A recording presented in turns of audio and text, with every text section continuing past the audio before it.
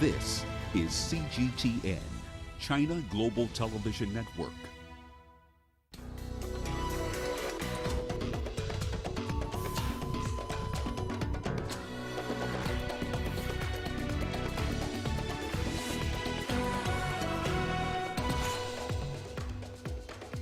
Elite Guinean army unit says it has toppled the president and dissolved the constitution.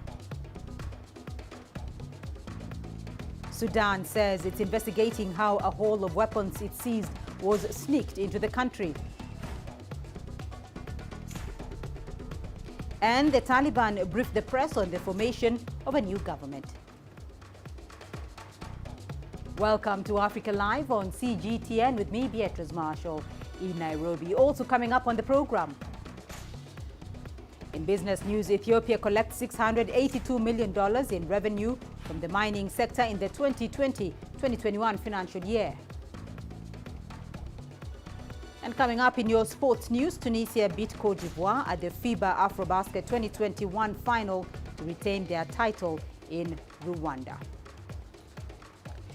First, we begin in Guinea, where special forces have ousted the country's long-serving president, Alpha Condé, in an apparent coup. The military announced to the West African nation that they had also dissolved its government and its constitution and closed its land and air borders. CGTN's Joy Kiruki Juma with the details. News of the ousting of Guinea's long-serving president, Alpha Condé, has been greeted with mixed reactions. Residents in the capital, Conakry, celebrated on the streets on Sunday. The joy is at its maximum, my brother. Look around. It's like that all over the territory. The Guinean people are free. It's a victory for the Guinean youth in general. We are really happy. We say well done to the Guinean army, to the special forces. The youth has won. Today we are free. Everyone is free today. In a tweet, UN Chief Antonio Guterres has condemned the apparent coup in Guinea and called for the immediate release of deposed President Alpha Condé. The Economic Community of West African States, ECOWAS, has threatened to impose sanctions after what its chairman, Ghana's President Nana Akufo-Addo, called an attempted coup. Condé was detained by soldiers led by Commander Mamadi Doumbouya, who heads the Special Forces. This followed hours of heavy gunfire near the presidential palace in the capital, Conakry. It is not immediately known how much support Doumbouya has within the military. But according to Doumbouya, he is acting in the best interest of the nation. Together, we are going to carry out an inclusive consultation to decide on the future of this country. The personalization of political life is over. We will no longer entrust politics to one man. We will entrust it to the people. We come only for that. This is the duty of a soldier, to save his country. Condé's whereabouts are not clear, though the military has assured he has access to a medical doctor and that he is safe and unharmed. The military has announced a nationwide curfew and ordered outgoing ministers and former presidents of institutions to attend a meeting in Parliament at 11 a.m. local time. Any failure to attend will be considered as a rebellion against the CNRD. Condé won a third term in October 2020 after changing the constitution to allow him to stand again. This triggered violent protests from the opposition, raising concerns of further political upheavals. Joy Kiruki Juma, CGTN. Well, let's cross over to CGTN's Phil Ihaza in Abuja and Gerum Chala in Addis Ababa for us. Phil, ECOWAS has condemned the Guinea coup and wants President Condé released. What more can you tell us about ECOWAS's reaction?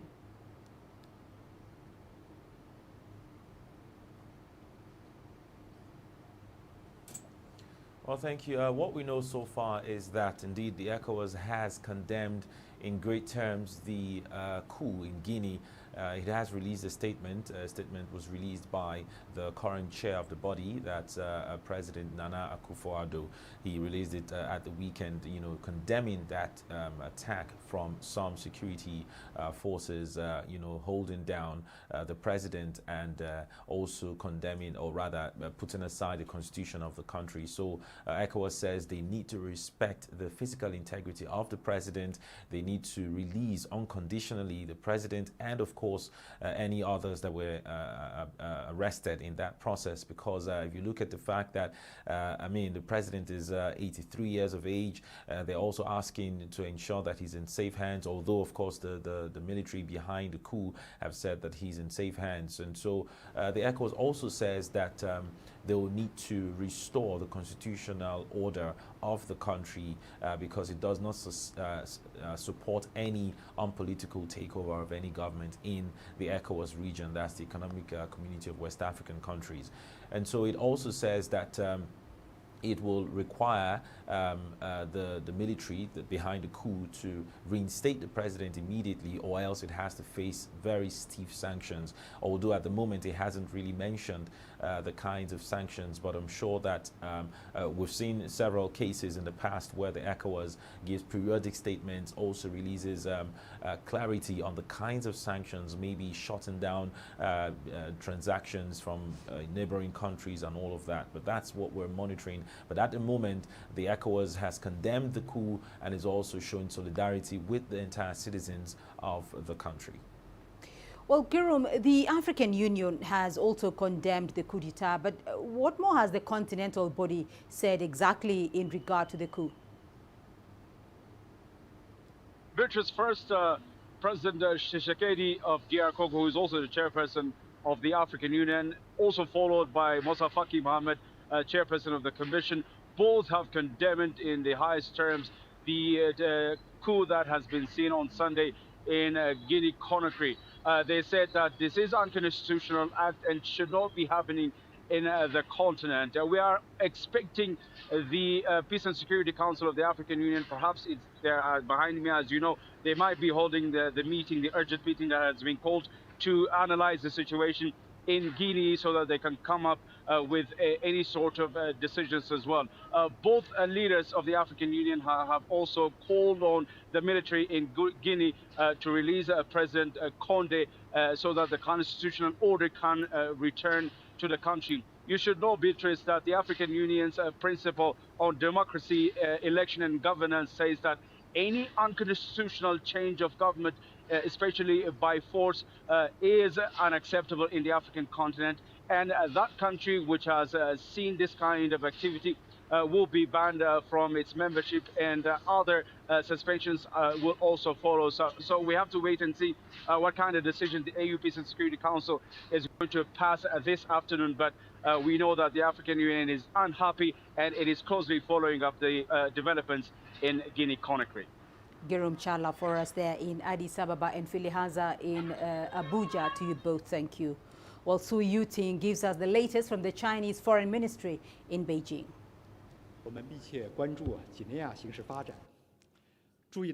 We're closely following the situation in Guinea. China opposes the coup and calls for the immediate release of President Alpha Condé.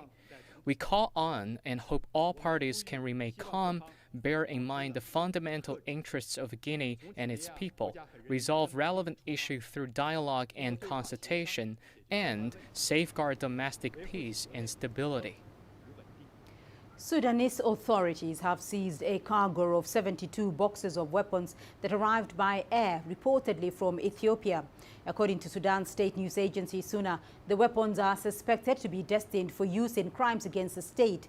SUNA also stated that the shipment is currently being investigated by a committee tasked with dismantling the government of former President Omar al-Bashir.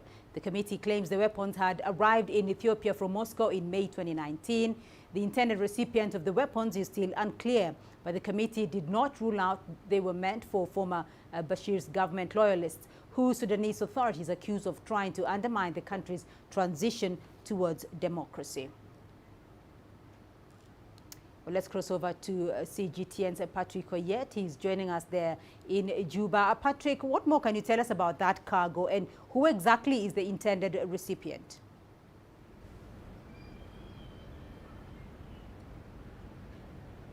Yeah, Beatrice, this cargo is generating a lot of debate here because one is that we have seen the report that came out is that the cargo was actually, or the weapons were actually in Ethiopia since 2019. Therefore, it raises the issue of who knew about it, because when you look at the government in Sudan now, this is a new government, of course, but it's a government composed of also people who served in the former President Omar al-Bashir's regime as well. So authorities are saying they're investigating, but what is clear is that, of course, some people who were in the former government of President Omar al-Bashir knew about this weapon, most especially the people in the military. And it is not a coincidence that these weapons are coming now. It's not a coincidence that these weapons stayed in Ethiopia for all those years. Maybe they could not go to Sudan because of the uprising in Sudan. And now somebody somewhere has ordered for these weapons to come, and definitely the weapons were not coming to the government. That's why the government is saying that it was meant actually to commit crime against the state. But now the government says only more information will come after investigation, but definitely the weapons were not meant for the government, and some people definitely know about this weapon because they were serving in the government of former President Omar al-Bashir. Patrick Oyet in Juba, thank you. In other news across the continent, the Ethiopian military says it has killed at least 5,600 TPLF forces in fighting in the volatile northern Tigray region. The Ethiopian National Defense Force also said some 2,000 rebels have been captured. The TPLF has not yet responded to the government statement. Here's CGTN's Girum Chala with more from Addis Ababa. One of the Ethiopian National Defense Force top-ranking generals delivered the latest briefing to journalists on Saturday. Lieutenant General Bacha Debele said a TPLF force that aimed to break through western Ethiopia and take control of the Ethiopia-Sudan border has been defeated, with at least 5,000 of its armed men killed and many more thousands wounded. Bacha said 2,000 others were also captured by the army. All the subdivisions of the TPLF's terrorist force have been totally finished. Their loss is simply heart-aching, but because we want all Ethiopians to know, especially the people of Tigray, we have disclosed it all. Young Tigrayans in their large numbers are perishing because of the recklessness of the TPLF leadership. People need to know the gruesome terrorist acts of the TPLF. Therefore, because of their recent offensive, our forces have killed 5,600 of them and wounded more than 2,300. The Lieutenant General said TPLF has sent poorly trained, ill-prepared and poorly equipped young fighters in large numbers, only for them to end up in the hands of the army, dead or wounded. He said this war is about safeguarding Ethiopia's sovereignty and territorial integrity, and will only end after the government makes sure that the TPLF is no longer a threat to the nation. In these recent wars, TPLF has committed heinous and inhumane crimes. This has shown us the junta's terrorist work. They gather around Tigray youth, give them one rifle for 5 of them to fight with. First, these boys and girls know nothing about war, and when they retreat, their seniors kill them right on the spot. Second, those who get seriously wounded will either be left to die or will be again killed by the TPLF terrorist leaders. From Tigray, there has been no response so far to the current happenings and the latest government statement, especially from the Tigray Liberation Front's leadership. On the other hand, the war in the region is still continuing on different fronts, particularly in towns bordering Amhara and Tigray, as well as Afar and Tigray. Military sources have confirmed that thousands of people are thought to have been killed in the conflict that started last November. Grumtara CGTN, Addis Ababa, Ethiopia.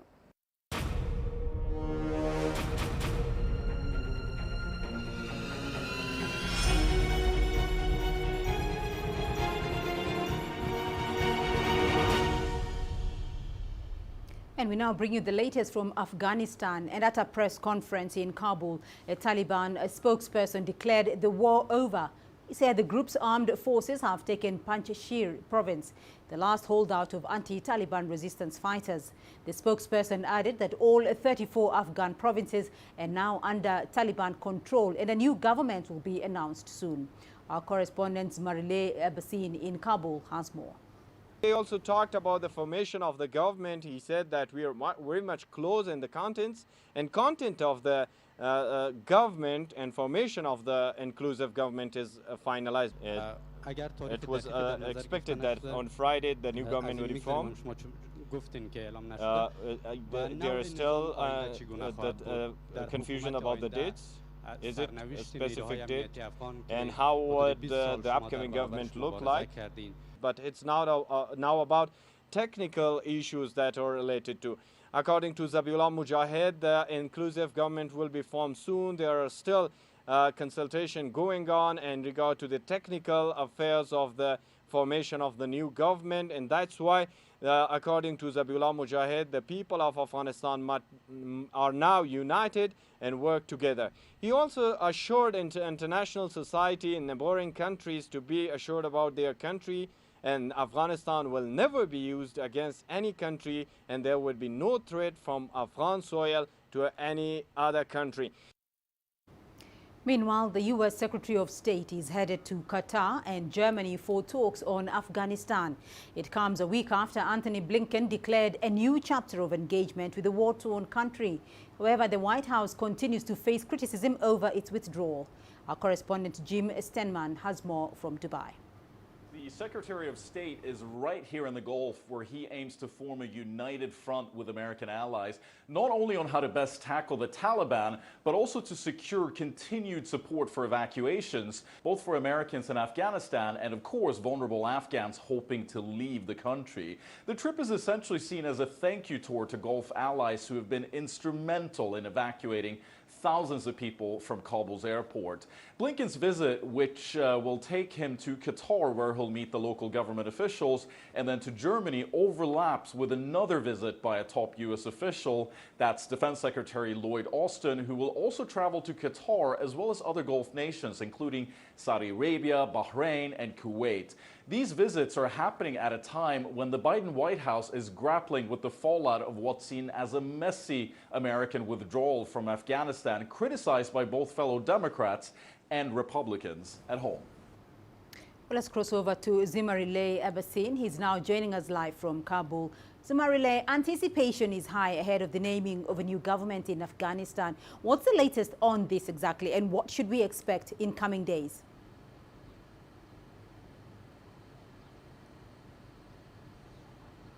Hello. Well, the Panjshir Valley issue is solved, and the Taliban spokesperson Zabiullah Mujahid held a press conference today at Kabul, and he was emphasizing on the formation of the inclusive government as soon as possible. According to Zabiullah Mujahid, all the issues related to the government establishment in Afghanistan has finalized, and now they'll be waiting to finally form the government. While on the technical era, according to him, there are things to be done in upcoming days.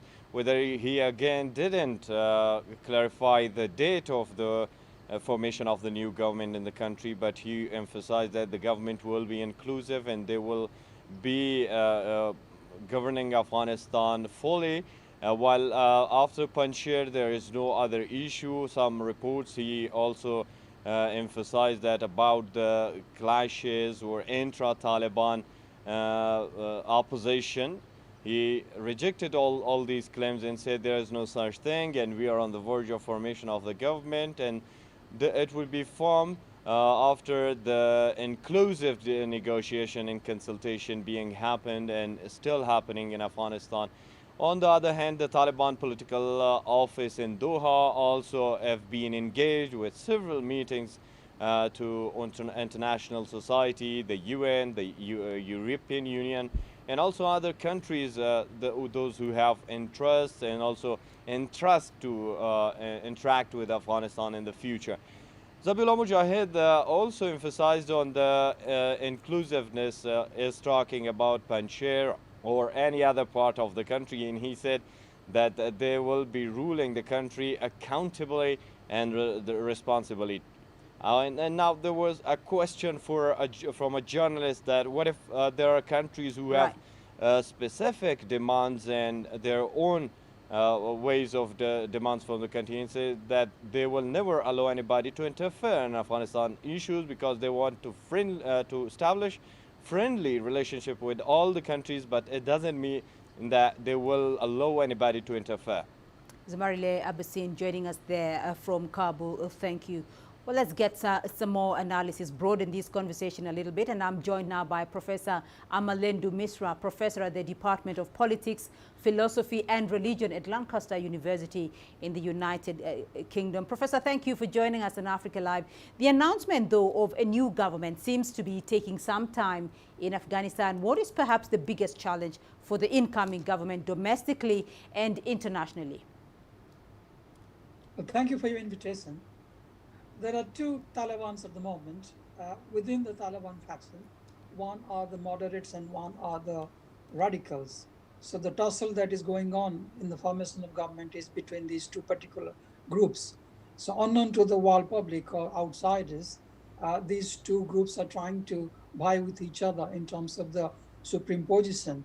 The moderates would like to have the supreme leader in terms of Haibatullah Khundzada, but that is something which is not accepted to the Haqqani network.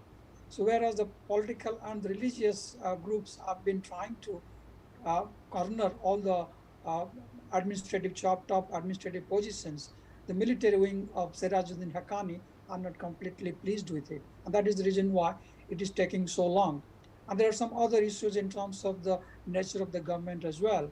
Whereas the moderate faction would like to have some of the former members of the government, especially the former President Hamid Karzai and the former Vice President Abdullah, the radical faction of Haqqani network are not interested in that.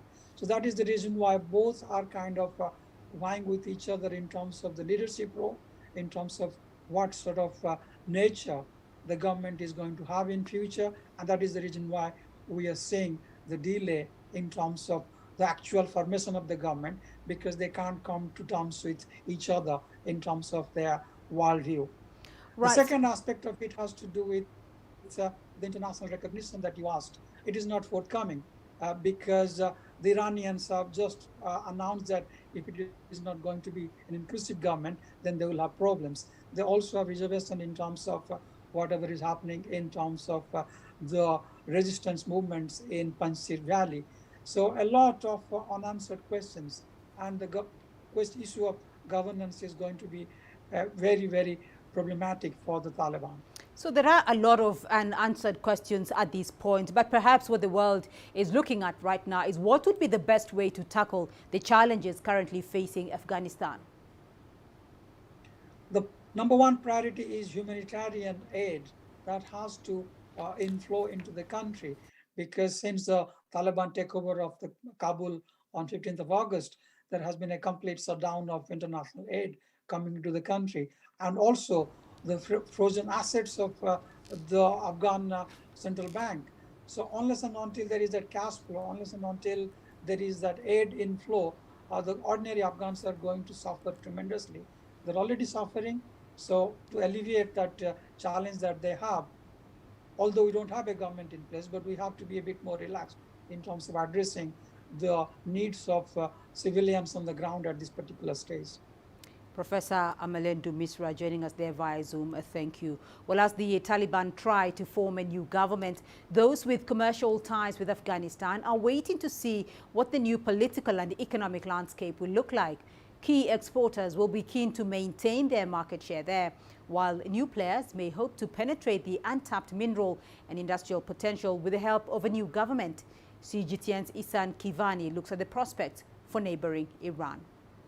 As Taliban rule becomes a reality in Afghanistan, attention is slowly turning to the country's economic and political future under a group with a questionable reputation globally. The Taliban, whose main revenue has come from the cultivation and export of poppies and narcotics, is trying to convince the world it has changed and strives for close political and commercial ties with all countries. But what about neighboring Iran? Afghanistan has always been one of its main export markets. Over the past few decades, many Iranian manufacturers have been relying on their eastern neighbor as Western sanctions severely limited who they could sell to. In 2020, Iran exported over $1.7 billion worth of goods to Afghanistan, mainly construction materials. Considering the Taliban's traditional ways of handling monetary and budgetary systems, the Taliban can also squeeze taxes from the vast money transfer system that serves as Afghanistan's de facto banking system. Foreign trade is at risk as nobody knows what will happen to import tariffs and commercial regulations. Due to recent developments in Afghanistan and because of insecurities which threaten merchandise, export of some commodities have dropped. We've witnessed a total of 50% decrease in our export volume. We hope commercial ties resume after the new government is established in Afghanistan, because Iranian goods are popular in that country. Optimists will hope the Taliban is true to its word that the new rulers will look to advance Afghanistan's post-war reconstruction effort. Huge quantities of building materials will be needed to be sourced in the region to develop infrastructure and get the economy moving, and international companies will also be looking to tap into Afghanistan's mineral wealth. Since late March, the beginning of the new Persian year, Iranian businesses have exported more than 5 million tons of goods, including structural steel, tiles and ceramics, detergents, and foodstuff to Afghanistan. Iran seems ready to jump on any sign of security and stability in Afghanistan. With its low labor costs, high quality and diverse workforce, and reasonable transportation costs, Iran's manufacturing sector will feel it's better placed than most countries to take advantage. Ehsan Keivani, CGTN, Yazd, Iran.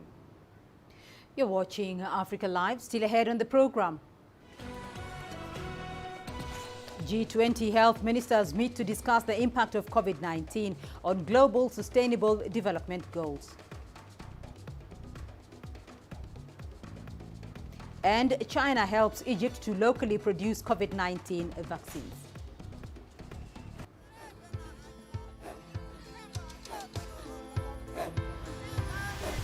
Africa is a continent of diversity, with varied climates and enchanting geography, and a people so distinct, but with a shared enduring spirit.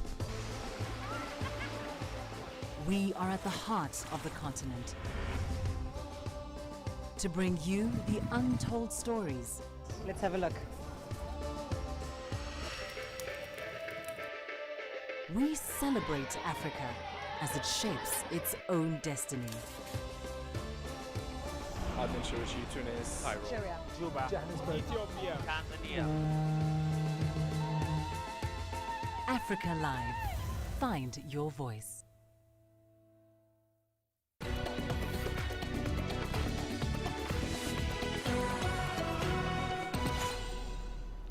G20 health ministers met in Rome on Sunday to raise the level of collaboration and jointly address health challenges on an international level. The summit, which will end on Monday, is focused on the impact of COVID-19 on the Sustainable Development Goals of the 2030 Agenda.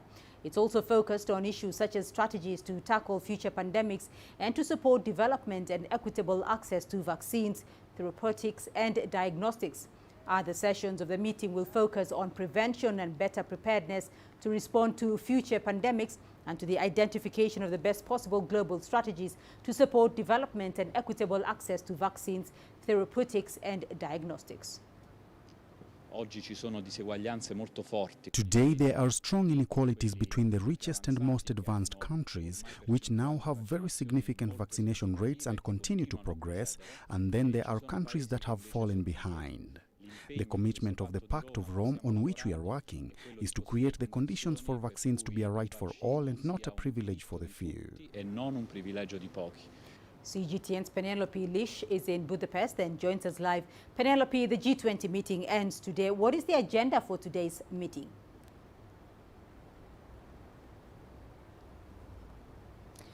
Well, vaccines are expected to be a very big part of today's discussions. We saw yesterday in the opening remarks Dr. Tedros from the World Health Organization noting that they really needed a bigger commitment from countries around the world, from these 20 biggest economies, to actually deliver on promises to provide enough COVID vaccines to help WHO hit its targets of 10% of different countries' populations being vaccinated against COVID by the end of the month and 40% by the end of the year. He said it was completely unacceptable that of more than 5 billion doses for COVID vaccines, that a majority of those, around 75%, have gone to just 10 nations, and there's only around 2% vaccine coverage in Africa. He said that really needs to be acted on, and that was echoed in comments by the Italian health minister yesterday following discussions that there will be more on this, that there potentially will be a pact coming out of these meetings to ensure there is better vaccine equity around the world. We are expecting as well for there to be a lot of discussion on vaccine passes or vaccine passports,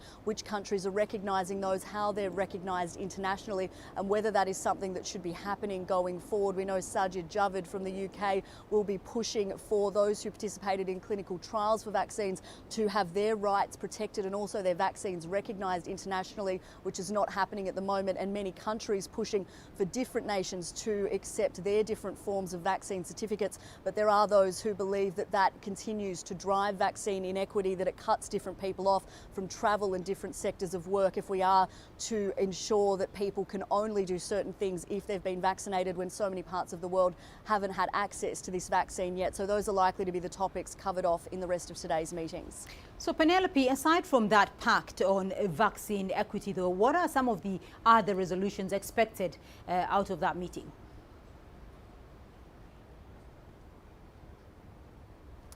Well, this pact, particularly, the Italian health minister has said he hopes will become what may be known as the Rome Pact. So that is the biggest resolution that we're expecting at this stage, some sort of agreement on how vaccines will be delivered around the world, not only perhaps for this pandemic, but for future pandemics as well. There is a lot of focus on pandemic preparedness, how we build sustainably around the world health systems that can not only cope in the post-COVID world, but perhaps for any future pandemics that may come that way. So there'll be a lot of looking at financing those sort of agreements. We know that any resolutions that come from today will be taken to the finance ministers of the G20 in October to discuss how the architecture of that and the funding will actually work. So we are expecting vaccines, perhaps a resolution on vaccine passports, but particularly vaccine equity to really come out from today, and perhaps some legally binding structures which have been called for by the World Health Organization to cement their initiatives and different approaches to handling not only this pandemic but future pandemics, to make sure that the world can be better prepared and act quickly to react to any future diseases that may come out. So we are hoping to see some resolutions later today. The Italian health minister will be holding a press conference in a couple of hours' time, and those resolutions will then be taken to the finance ministers in October. All right, Penelope Lish in Budapest for us. Thank you. Well, Egypt's collaboration with China to produce COVID-19 vaccines domestically is growing steadily. The country had initially targeted producing 40 million doses by the end of 2021, but that figure has doubled. In August, the new jab named Vaxera Sinovac got the Egyptian drug authority's approval and is now being administered to the public. This is the first vaccine that Egypt has produced in decades. Here is CGTN's Adil Mahroui with the details. With a national plan to vaccinate 40% of its population by the end of the year, Egypt is putting its hands on all COVID-19 vaccines it could get. The country's frustrations to import the vials are finally being relieved after the North African nation began in August manufacturing its own jabs. This is the first domestic production of any vaccine in Egypt in decades. We've established this factory with one of the world's leading pharmaceuticals, Sinovac, in China. Thank God we have a flow of production. After all laboratory stages, studies and stability studies, the vaccine is being administered. There is a limitation to the world's supply. More than 85% of the vaccine went only to 10 countries. Therefore, each country had to manage its own resources. Since April, Chinese pharmaceutical, biomedical experts and engineers have camped in Egypt to see this facility operational in the nearest time. By August 23, Vaxera, the government vaccination arm, produced some 15 million COVID-19 vaccines supported by technology from Sinovac. This first batch was made with raw biomaterial imported from China. Soon, Beijing will be helping Cairo to produce its own. We are moving in the process of transferring technology and domesticating the industry. We are stimulating and developing identical production line setup. When the raw biomaterial arrived, Chinese experts reviewed all the production lines, their design and capabilities, to ensure that it was identical to that in China. Cooperation with the Chinese company Sinovac began in mid-2020. We signed an agreement to produce the vaccine domestically. The second stage of the agreement includes the transfer of technology. We expect to produce 80 million of the Sinovac Vaxera jabs by the end of the year. It passed all the Egyptian drug clearances, both the authorities here and in China, though Sinovac gave it the approval for emergency use. 1 million doses of the produced Vaxera-Sinovac vaccine are already being administered in Egyptian vaccination centers. The move encouraged Egypt to speed up the establishment of massive vaccines manufacturing facilities as the country aims not only to cover its domestic needs, but to begin exporting as soon as possible. Government officials say the new Vaxera facility has the capacity to produce up to 1 billion doses annually. On Saturday, Egypt reported 331 new COVID-19 cases, bringing its total to more than 289,000 cases, including 16,776 deaths. Decades after Egypt's local production of vaccines froze, China steps in to revive it by producing COVID-19 vaccines, which the world needs the most. The move quickly evolved to make Egypt a manufacturing hub that will support Africa and the Middle East with at least 10 different types of vaccines. 2 of them will be COVID-19 jabs. Adel Mahroui, CGTN, Cairo. Meanwhile, South Africa is gearing up to produce the continent's first COVID-19 vaccine. The country's President Cyril Ramaphosa has been leading calls for developing nations to have equal access to vaccines after they were left behind in the pandemic. South African firm Afrigen Biologics and Vaccines will equip locals with skills and know-how to develop and produce the much-needed vaccines. CGTN's Julie Shire reports. There's a sense of hope at the Afrigen lab in Cape Town as the finishing touches are being added. This facility, the first of its kind in Africa, will develop the continent's first COVID-19 vaccine. We are at the moment here where the facility is 99% completed. We have equipment on order to bring in to finalize the equipment and the capacity of the facility. We have also started to train people. We in fact had a group of scientists already working on producing an mRNA drug substance. Developing regions were left behind as first world countries armed themselves against the virus.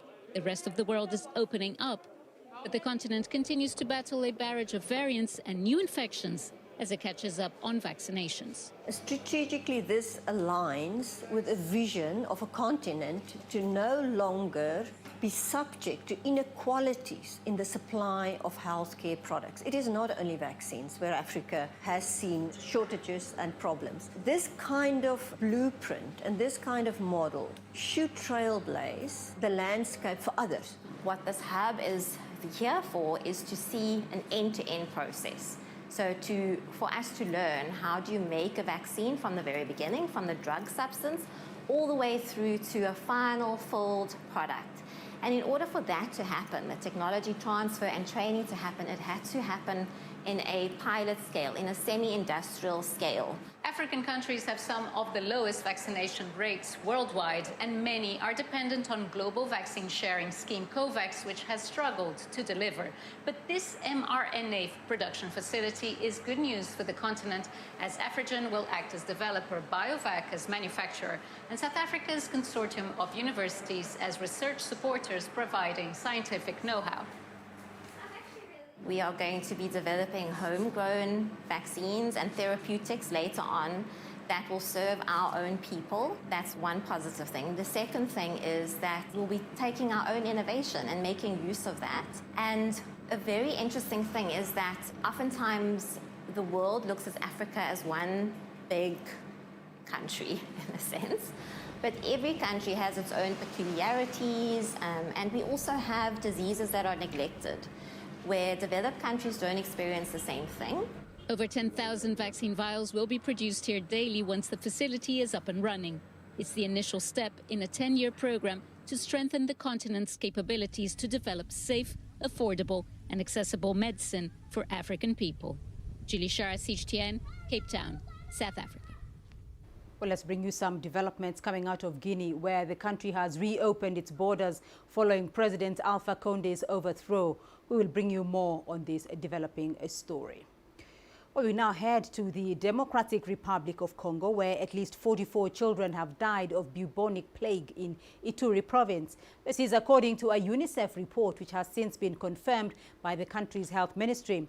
In the report, UNICEF has raised concerns over the impact of the disease on the children in the region after it made a comeback. So far, figures by the UN mission in DRC show that 578 cases, including 44 deaths, have been recorded in Ituri province alone. Symptoms of this disease include swollen lymph nodes in the groin, armpits or neck, accompanied by fever, chills, headache, fatigue and muscle pain. Well, CGTN's Chris Ochamringa is in Kinshasa. He's joining me with more on that story from DRC. Chris, what more do we know about the outbreak of bubonic plague in the DRC?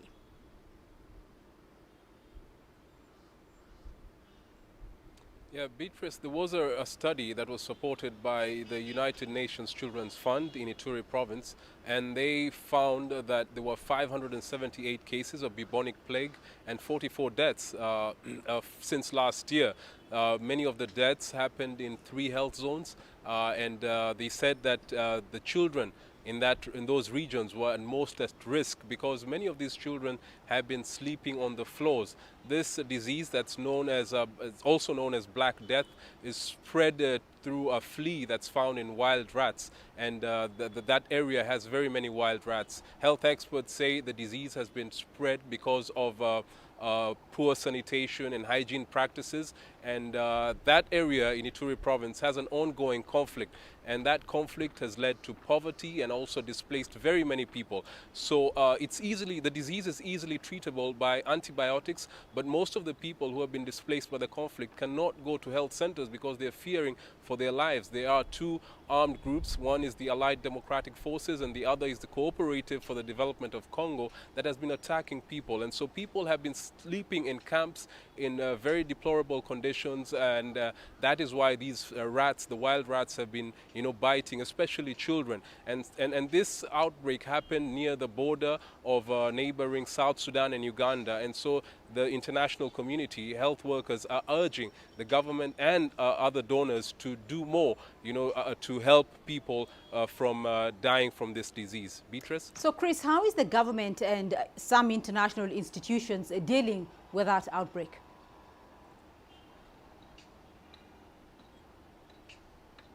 The DRC government has serious limitations. First of all, they do not have laboratories in that area in Ituri province to test, and which is a very critical issue in dealing with this disease. Health experts say it has to be treated very fast so that it doesn't become fatal. But there's only one laboratory in the capital, Kinshasa, and so there's been a delay in getting some of these suspected cases to confirm whether indeed these people have the disease, and that has contributed to the deaths of people in that area. Another issue is that the DRC government's health priority right now is the COVID-19 pandemic.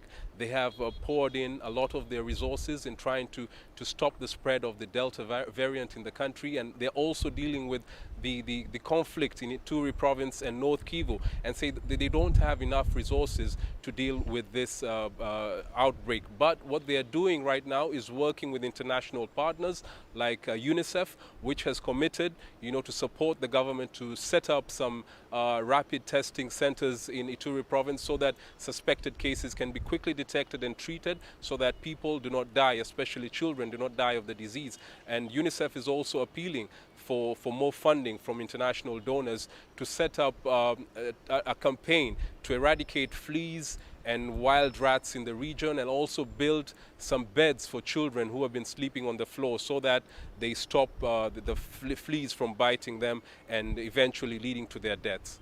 Chris Ochamringa for us there in Kinshasa. Thank you. Well, let's now take a look at your business news. Here's what's ahead. Ethiopia collects $682 million in revenue from the mining sector in the 2020-2021 financial year. And Somalia's diaspora returnees start a business in Mogadishu, inspiring many others.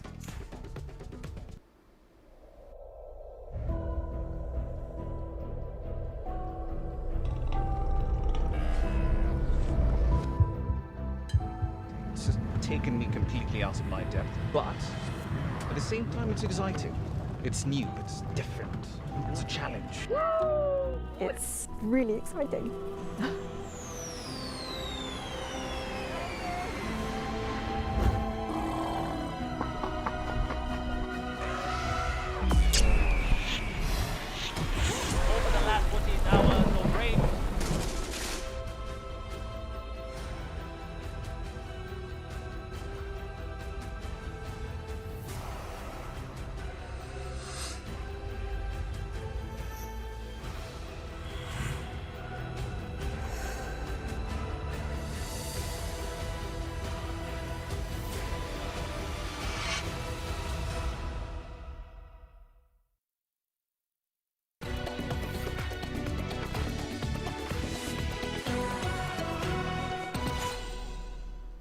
In Ethiopia, the government has collected $682 million from its mining sector for the just concluded 2020-2021 fiscal year.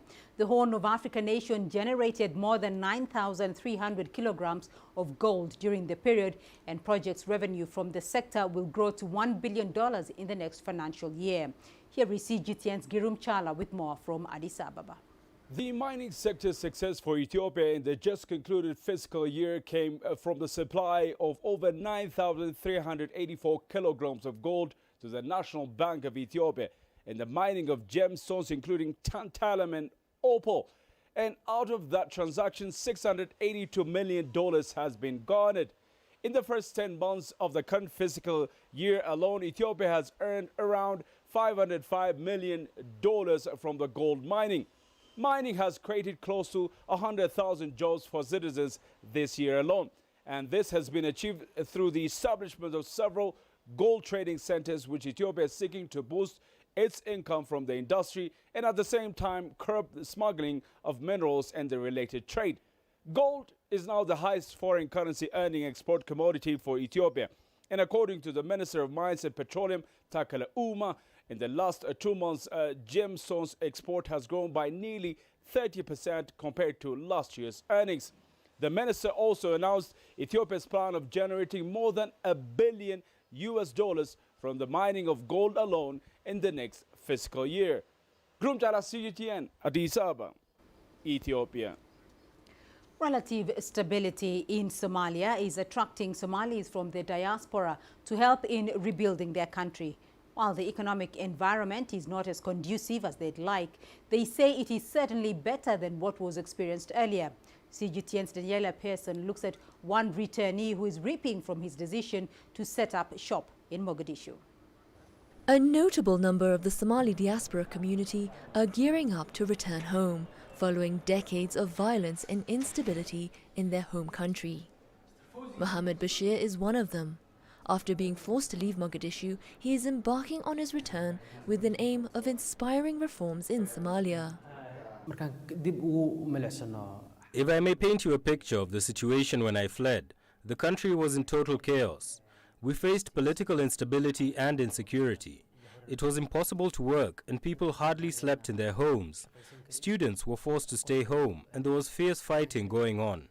There was fighting on many fronts. You were left with only two options. You either fled from the country or were forced into displacement, particularly from Mogadishu.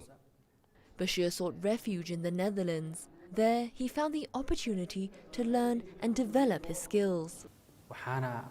It was possible for me to adapt to the new country, its people and culture. I've learned the language and socialized with people. All these were possible because of my young age. I immediately started pursuing my dream and have got the opportunity to continue with my education. I have learned graphic design. Conditions in Somalia have slowly returned to normal, aided by the African Union mission in Somalia and the Somali security forces. This kind of change is inspiring those living in the diaspora to return and help in rebuilding their country. The first thing I had to think about was what I could contribute. So I thought the first thing I could do was serve people with my education and also find an income for myself through it. That was my objective. We started a family business from a simple idea. We started Daos Advertising Agency. When I returned in 2012, many businessmen had to go far for the design of a business card, brochure, or a profile. They had to go to Nairobi or Dubai. What I started with a small room is today a big company with over 30 direct employees. It's not only an advertising agency now. Last year, we also introduced printing. Analysts say the diaspora contribution to the country has been immensely significant. However, there are still some challenges that hinder the chances of full-scale investment in Somalia. The biggest challenges that hinder diaspora investment is the lack of certainty in the political future of the country. Since there is political instability, conflicts may arise any time which can cause damage to their property. There is also lack of a proper insurance system that prevents huge investment into the country. There is no guarantee of any return if your property is damaged, or you lose your wealth to fire, or it sinks in the sea. The other is insecurity in the country. Somalia is not fully secure at the moment. For returnees like Bashir, they hope to rebuild and develop their communities with the aim of spurring economic growth. Daniela Pearson, CGTN. Let's now take a look at your sports news. Here's what's ahead. Tunisia beat Cote d'Ivoire at the FIBA Afrobasket 2021 finals to retain their title in Rwanda.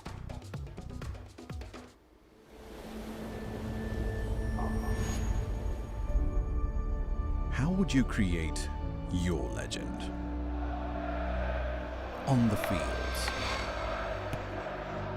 on the tracks, in the arenas of Africa. Were you born to be a player? Could this moment be yours?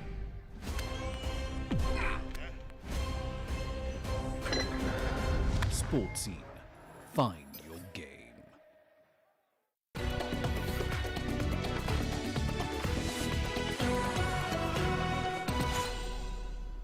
We start with the just concluded FIBA Afrobasket 2021, where Tunisia held on to their title after narrowly charging Cote d'Ivoire 78-75 in a keenly contested final at the Kigali Arena on Sunday.